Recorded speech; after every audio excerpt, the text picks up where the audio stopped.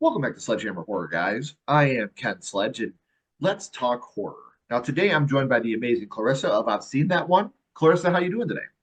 Good. How are you? I am doing very well. A lot better now that I'm hanging out with you. But before we talk about why you're here, Clarissa, I would like for the people that don't know you to get to know you a little bit. You are a film content creator that grew up watching Golden Age classics, critic favorites, and a background in theater as well. If you were on stage, you were watching movies with your family, making your own movies yourself growing up. And then as an adult, you found there was too many people that would say, how can you call yourself a film expert or a movie buff if you haven't seen this movie? By the way, you guys suck when you do that. 100%. I absolutely hate that shit. There's Yeah, billions of movies made, and you're supposed to have seen every single one. I know. Um, Yeah. but you did decide there was a lot of classics you hadn't seen, so you decided to set out on this journey, checking out critically acclaimed classics, and you spend your days now creating interactive movie content, watching movies, thinking about movies, and studying movies at your college program. So you really took that to heart when people would say that to you. I did. I very much took it to heart because I do love movies. And so having kind of this like passion of mine be questioned, I was like, there was kind of this authoritative part of me that was like, no, I'm going to do it. So Right. yeah, absolutely. Thank you so much for that intro. No, yeah, absolutely. And you're hoping to one day publish a book of your own and Yes. create your own podcast. So let's dive into those real quick. You want to publish a book of your own. What kind of book are you hoping? Like, do you have like a subject in mind or? Yes, absolutely. So my biggest thing with this journey has kind of been that I didn't really have anywhere to put all of this like movie jitter that I had. It was very hard for me to like talk to all of my friends and family members who didn't really obsess over movies or know what I was talking about to be like, oh my gosh, guess what I watched today? Like they don't know Chinatown. They don't know, some of these movies that I've seen and really loved. They just haven't like really encountered that. So I was like, okay, what would I want as a viewer? Um, Checking off movies. So first off, with that, it's a list. I really Yeah. love having a list. I love being given a list. I love doing my research and looking into more lists and adding, of course, because that's if you enjoy movies, that's what you're constantly doing. It's like, Yes. oh my gosh, I've heard of this movie. I'm going to add it to my list.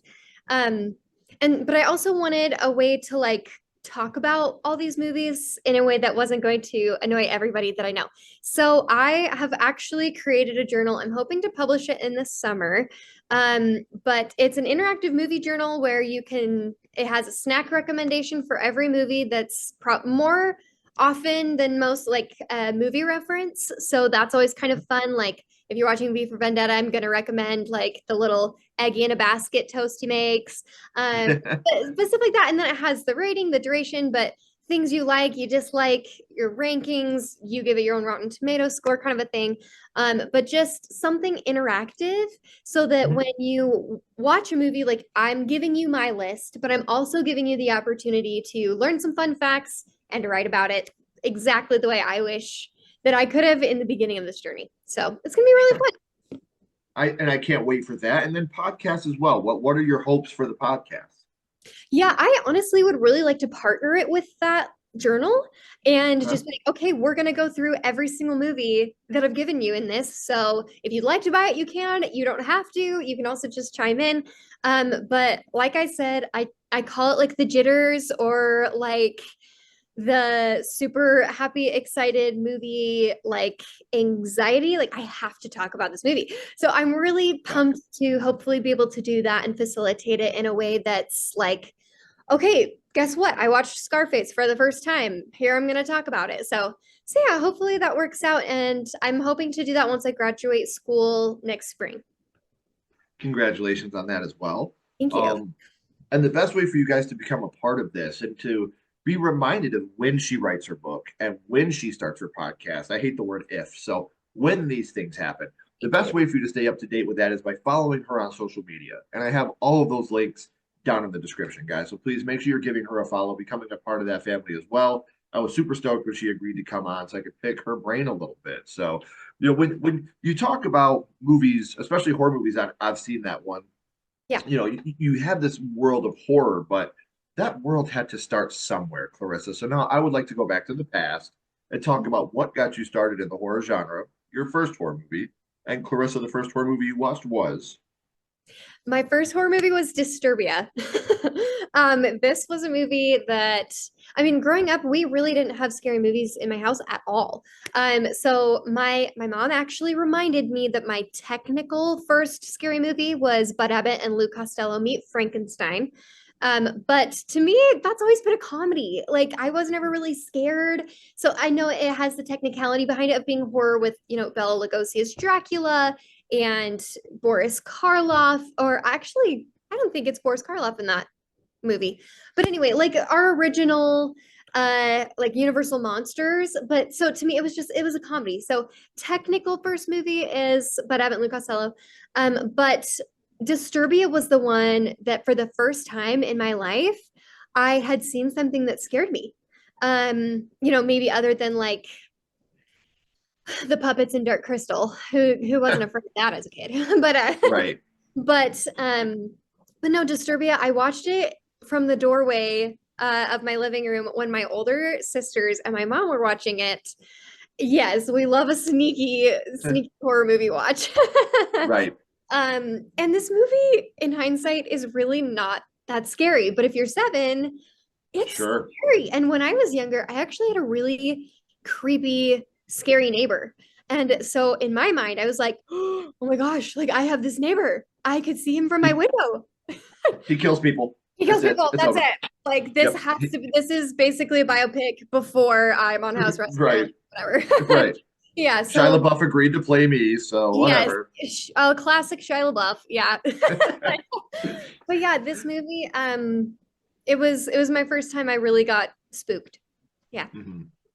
And it's funny because a lot of people like to say, well, this is a thriller or this is a psychological. Like to me, horror is what you make it. Yeah. And a movie like this that's so realistic and could really happen, I think is a real life horror story. And Yes. um, we know that you were very young, 7 years old, watching this from the doorway with your older sisters and their friends. And thank you guys for starting her love of horror. Yes. This is a very impactful movie, like you said, especially for a young lady watching this when she already has a creepy neighbor. Do you remember which scene it was that like affected you the most or stuck with you the most? It was, I mean, the part that made me kind of like run away and then come sneaking back after, was one of the first kills that we see. Shia LaBeouf sees blood spatter on a window. And to me, that was enough. That freaked me out so badly because I was like, I've never seen anything like that. And it was like I had been watching and there was this suspense building, but this was the first moment really that it was like, that's blood like from a body, like from a living thing. That's blood. So that really got me. And I also was really freaked out that nobody was believing him. I hated that. I was when I was younger, one of my favorite movies was Thumbelina. And in Thumbelina, she no one believes her and no one listens to her. And it drove me insane. And so when I was little, that was like a big fear of mine, was like I'm trying to say something and nobody cares and or no one's listening. And so I Yeah, remember thinking that and like he just saw a murder. Somebody freaking believe him. So yeah, anyway, those two things really in conjunction in that one moment were like, ah, yeah. right. And that's enough. Like that, like you said, that's enough right there to be Yeah. scary. Yeah. Um, so you talk about that first kill, with the blood splatter. But what would you say the best kill from this movie is? The best kill. I don't know. It's kind of hard because I feel like most of the kills in this are implied. You don't Yeah, like really see him like smack someone over the head with a shovel too often. It's mostly like you're discovering the bodies or you're stuck. So I would say I might have to say like the scariest attempted kill because he has Shia LaBeouf's mom in his house. And for me, like that moment with the knife, that was kind of like the most intense part of like trying to kill someone because we have now emotionally invested in this victim that he's going to have. We know her. We know that she hasn't believed Shia LaBeouf this whole time. So that's kind of that moment. But yeah, I trying to think back. I don't know if there is like a really great on-screen kill because he's so sneaky about it. So yeah. Right. Yeah, and that implication, like you said, you're always Yes. implied on what's Yeah. happening. Oh, and that's so Um, scary. there's nothing scarier than what happens in your imagination. Yes. You know, so there is no such thing as a perfect movie. So, what would you say some of your criticisms of this film would be? Um, so for me, it really is probably the way that they treat the love interest. Like she's very objectified in a way until you see that she like later on she gets a story arc, but she's very much just like the hot neighbor that he's like kind of inappropriately spying on. Um, Yeah, like I wouldn't even just say kind of like he's full on spying on her in a really inappropriate way. But yeah, so I would say that's one of my kind of icks or like from this movie. And then I would say maybe that we don't really get to see a kill. Like there's so much leading up to that. And we see him like attempt at murder, but yeah, right. it is kind of like you want that. But one thing I kind of thought about with this is in relation to Rear Window, because this movie was inspired by Rear Window. And there are so many uh what is the word I'm looking for? Parallels. There are so many Yeah, parallels from the two.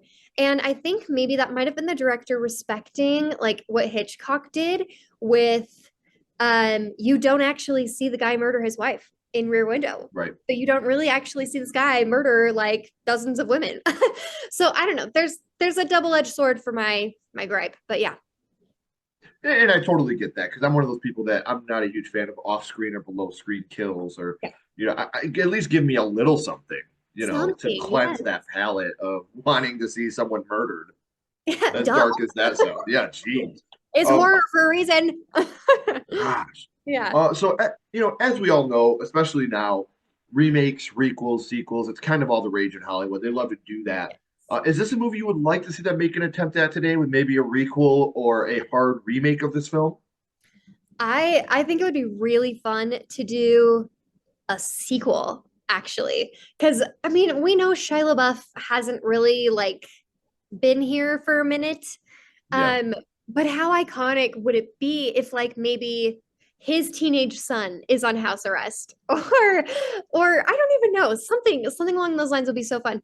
But I feel like this is very much a code, like a code of thriller that has been used time and time again. There are a lot of sure. like crime murder TV shows that have used this exact formula, which is really fun. But like one off the top of my head is Castle. Like if you ever watched Castle with Nathan Fillion, they use this episode, like they have an episode that is a murder across the street and he has binoculars and he's in a wheelchair, or whatever. He's stuck at home. And so it is kind of a formula which is very fun. And there have been like different variations of it.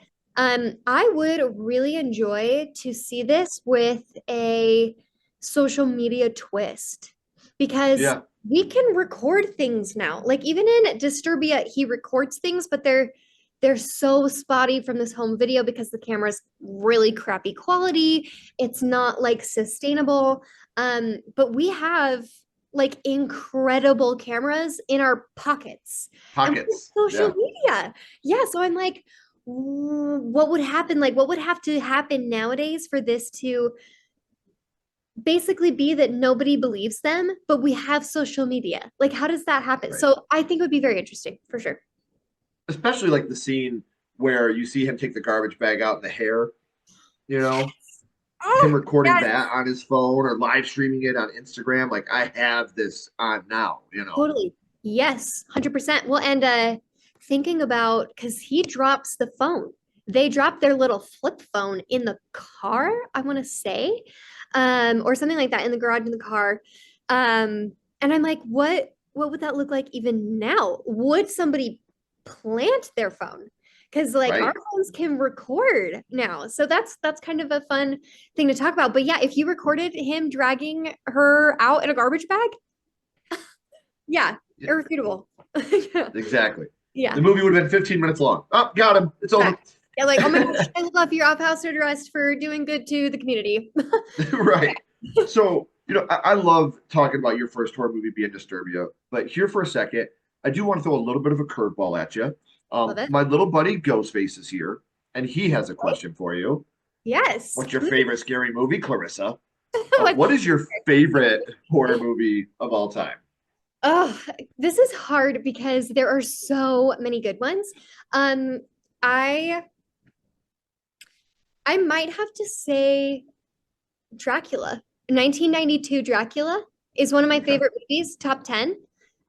Gary Oldman's like performance as Dracula is so impressive. It's so Yeah. accurate to the book and it's eerie. It's one of those movies that sometimes like it's not built for jump scares. It's not. It's kind of similar. Right. I think Nosferatu, like our new Nosferatu, did this in a wonderful way of like, this is a story, but we do have some jump scares, but it's also a beautiful movie. But Dracula 92 isn't really built that way. And Right. so I really appreciate that it is scary and unsettling without needing jump scares. Like that is so powerful in a movie. So yeah, I'm not a jump scare person. I hate them. I think they're cheap. I think they're lazy. When yeah, they're done right, I think that they're amazing. Like yeah. Insidious comes to mind. My gosh, yeah, Um, Sinister, the lawnmower, like yeah, those are done right to me. yeah. But much too often they're just a predictable way of lazy writing, in my opinion, and I Hmm. don't like that. So, Totally. um, well, I've had an amazing time talking to you about Disturbia, Bram Stoker's Dracula, some of the things that you're working on. But before I let you go, we always bounce back to the same question. We're going to Sure. go back to Disturbia, and what we're going to do is rank this movie on a skull count. Now, we're not ranking it on acting, production, score, direction, nothing like that. We're not being critics. All Yeah. we're doing is ranking Disturbia on how much it affected you on your first viewing of the film. So, zero skulls being not effective, five being extremely effective. You can use half and quarter skulls anywhere in the middle. Cool. Clarissa, what would your ranking of Disturbia be? Well, especially because this hit so different as a 7-year-old in a doorway, I'm going to give it 5. I mean, nowadays I have seen way scarier, but Mhm. I mean, adding that context to the time, and especially because I had the scariest neighbor, I'm gonna say 5. This was so spooky to me. So, yeah, this He's was watching this right now, like, fuck, she said it again. yeah. Oh my gosh, yeah. Um, no, and I agree because like there's been movies I've seen, especially at a young age, that like didn't absolutely, become one of my favorite movies of all time, but they still affected me at that level, especially as a kid.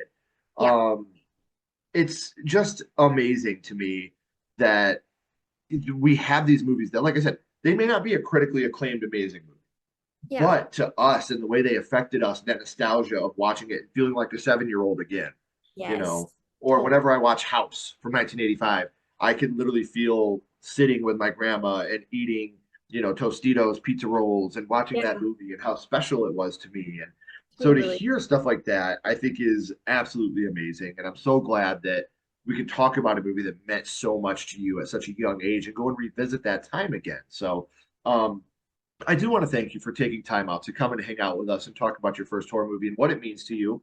Um, and I do want to remind everybody because we are at the end of the third act.